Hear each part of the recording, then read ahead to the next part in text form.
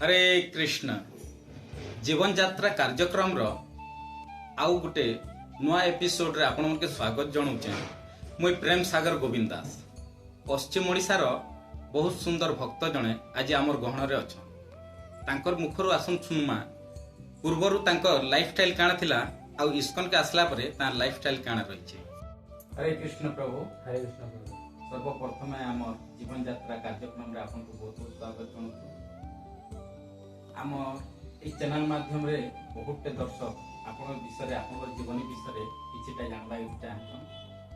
प्रभु आपण इस्कन के केनता जानि पाले, इस्कन के आसपा पूर्वरु आपनकर लाइफ स्टाइल काण थिला आ वर्तमान इस्कन के आसला पर आपनकर लाइफ स्टाइल काण रहिছে आ इ जन भक्ति लाइन रे आपण केन टाइप रो फील होउची तार ऊपर किछि संक्षेप रे हम दर्शकों को जणाबो। हे कृष्ण जगतगुरु शिला प्रभुपाद की जय।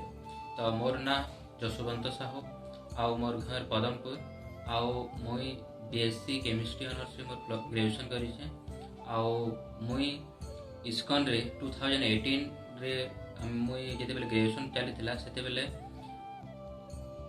परम प्रिय बलराम प्रभु का अपार करुणा रु मुई इस्कन संगे जोड़ी हेतिली। सेते बेले परम प्रिय प्रभु संगे आमे संगे रे पढुथिलु ओ संगे रे आमे थिलु मो रहउथिलु रूममेट थिलु। तो सेते बेले मते फास्ट आनिकी इस्कन विषय रे कहिथिले आउ जप करबा आउ चारटा फॉर रेगुलेटरी प्रिंसिपल एटा विषय मते जणैथिले।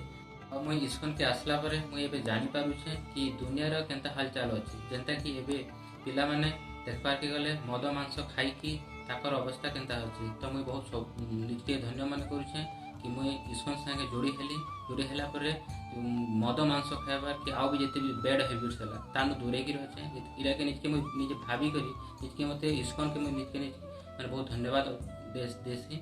आ गोटे में हला कि इस्कन के आसला परे वैष्णव मानकर संगे रे बुलिबार आउ ताकर संगे मिसबार एटा गोटे बहुत आनंददायक। तार परे आ गोटे पन मुई इस्कन के आला परे जानली कि आमे भगवान सहित हमर रिलेशन काना जेंता कि आमे कृष्ण का सहित आमे मिडिल रे रखी करी आमे जेसी भी काम करमा सेटा केते आनंददायक है।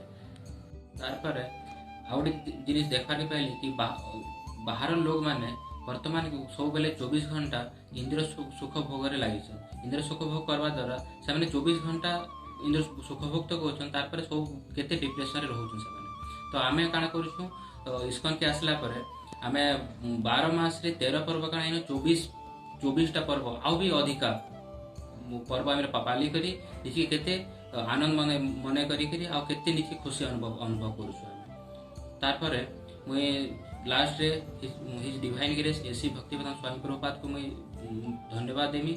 से जो नहीं थी तो मोर बोली नुहे ऑल ओवर वर्ल्ड रो लोग मान को अवस्था काना हेती।